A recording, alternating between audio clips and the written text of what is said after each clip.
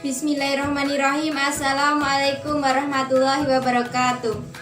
Perkenankan, kali ini saya akan menyampaikan materi mengenai bumi sebagai ruang kehidupan. Materi ini adalah materi geografi kelas 10 kurikulum 2013 yang disusun oleh Yuniar Budi Rahmawati. Kita masuk ke pendahuluan. Kompetensi dasar yang digunakan dalam pembelajaran kali ini adalah kompetensi dasar 3.4 mengenai menganalisis dinamika planet bumi sebagai ruang kehidupan. Kemudian kompetensi dasar yang kedua yaitu kompetensi dasar 4.4 mengenai menyajikan karakteristik planet bumi sebagai ruang kehidupan menggunakan peta, bagan, gambar, tabel, grafik, foto, dan atau video. Selanjutnya tujuan pembelajaran kali ini adalah 1. Peserta didik mampu menjelaskan teori pembentukan planet bumi. Yang kedua, peserta didik mampu menjelaskan perkembangan kehidupan di bumi. Yang ketiga, peserta didik mampu menganalisis dampak gerakan rotasi dan revolusi bumi terhadap kehidupan di bumi. Baik, materi pembelajaran kali ini terdapat 3 pokok pembahasan. Yang pertama mengenai pembentukan planet bumi. Yang kedua mengenai perkembangan kehidupan di bumi. Dan yang ketiga mengenai rotasi dan revolusi bumi. Langsung saja kita masuk ke pokok pembahasan yang pertama. Pokok pembahasan yang pertama mengenai teori pembentukan planet bumi. Yang pertama mengenai teori kontraksi. Teori kontraksi dikemukakan oleh Rene Descartes tahun 1596 sampai 1650 yang menjelaskan bahwa bumi mengalami proses penyusutan dan pengerutan karena pendinginan. Kemudian teori dua benua. Teori dua benua dikemukakan oleh Edward Hughes tahun 1884 yang menjelaskan mengenai awal pembentukan bumi karena adanya 2 benua besar yang bergerak menuju ekuator, yaitu benua Laurentia dan Gondwana Land. Selanjutnya teori apungan benua. Teori apungan benua dikemukakan oleh Edward Alfred Wegener tahun 1912 yang menjelaskan bahwa perubahan muka bumi bermula dari 2 benua tunggal atau Pangea, daerah luas yang terpecah-pecah akibat pergerakan dasar laut. Kemudian teori konveksi. Teori konveksi dikemukakan oleh Arthur Helmholtz dan Harry H. Hess yang menjelaskan mengenai perubahan muka bumi dipengaruhi oleh arus konveksi yang menuju permukaan bumi pada lapisan astenosfer. Selanjutnya, teori lempeng tektonik. Teori lempeng tektonik dikemukakan oleh Tozo Wilson tahun 1968 yang menjelaskan mengenai perubahan permukaan bumi disebabkan oleh pergerakan lempeng tektonik yang dipengaruhi oleh arus konveksi pada lapisan astenosfer. Selanjutnya, untuk pokok pembahasan yang kedua adalah mengenai perkembangan kehidupan di bumi. Perkembangan kehidupan di bumi ini mengalami 4 zaman.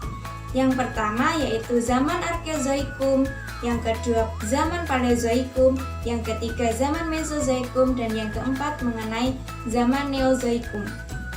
Baiklah, kita akan masuk ke zaman Arkeozoikum.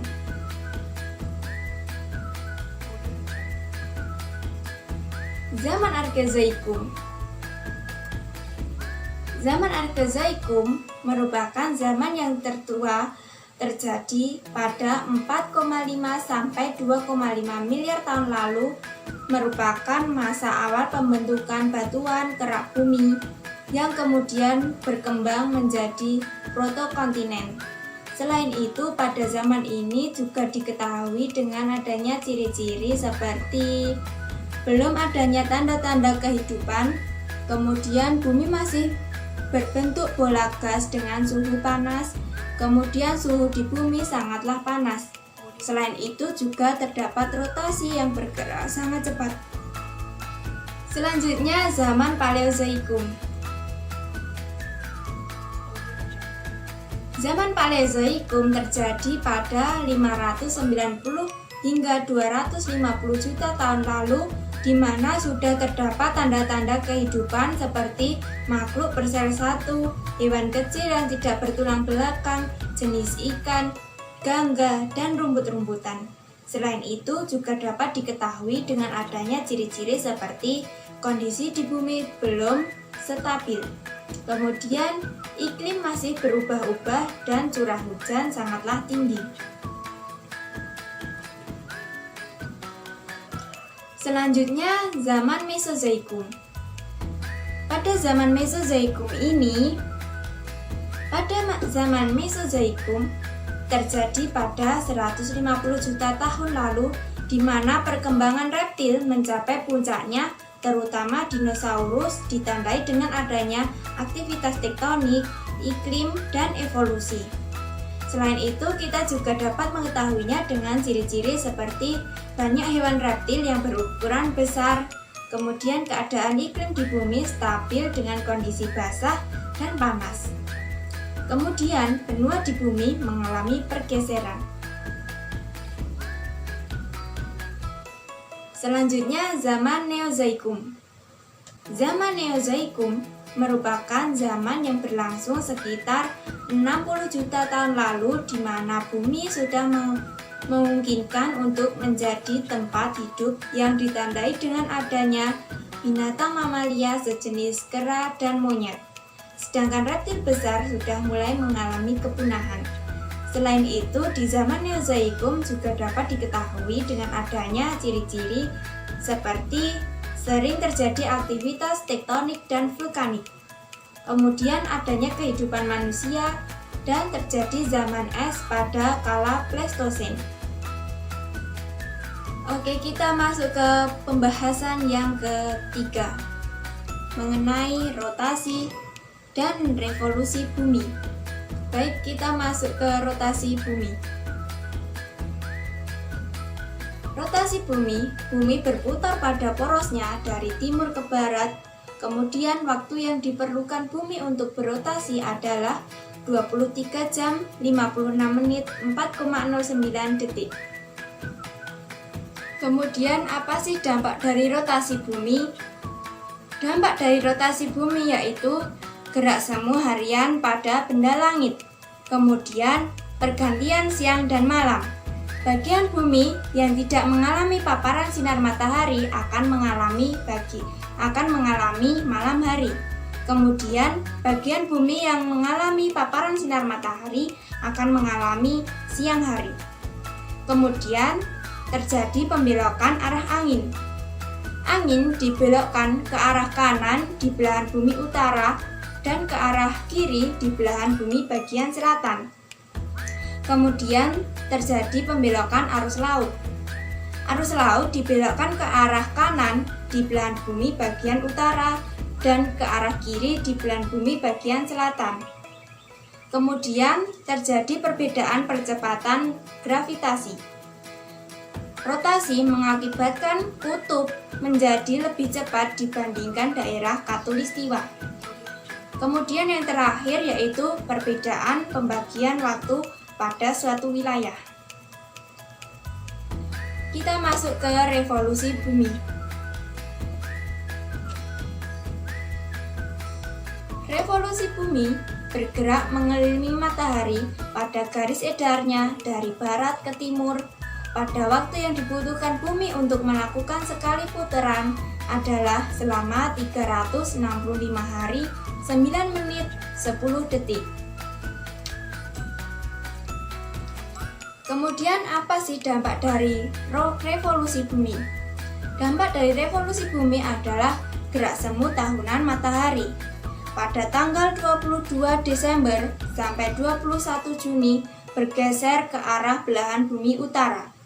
Dan pada tanggal 21 Juni hingga 22 Desember bergerak ke arah belahan bumi selatan. Kemudian terjadi perbedaan lamanya siang dan malam. Selanjutnya terjadi perubahan musim.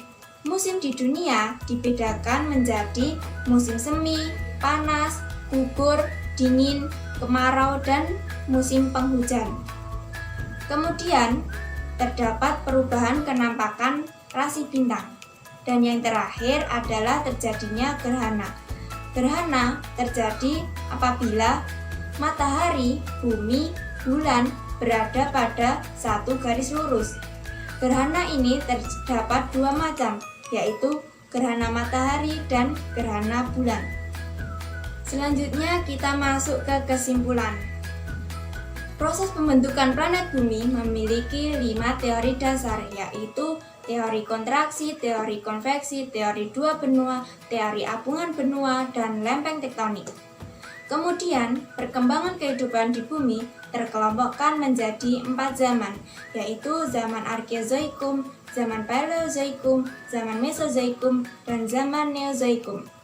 Kemudian, dampak yang ditimbulkan dari rotasi bumi adalah gerak semu harian benda langit, pergantian siang dan malam, pembelokan arah angin, pembelokan arus laut, perbedaan kecepatan gravitasi bumi, dan perbedaan waktu pada suatu wilayah. Sedangkan revolusi bumi dapat mengakibatkan gerak semu tahunan matahari, perbedaan lamanya siang dan malam, perubahan musim, perubahan kenampakan rasi bintang, dan terjadinya gerhana. Baiklah, sekian yang dapat saya sampaikan. Apabila ada kesalahan, saya mohon maaf. Wabillahi taufiq wal hidayah. Wassalamualaikum warahmatullahi wabarakatuh.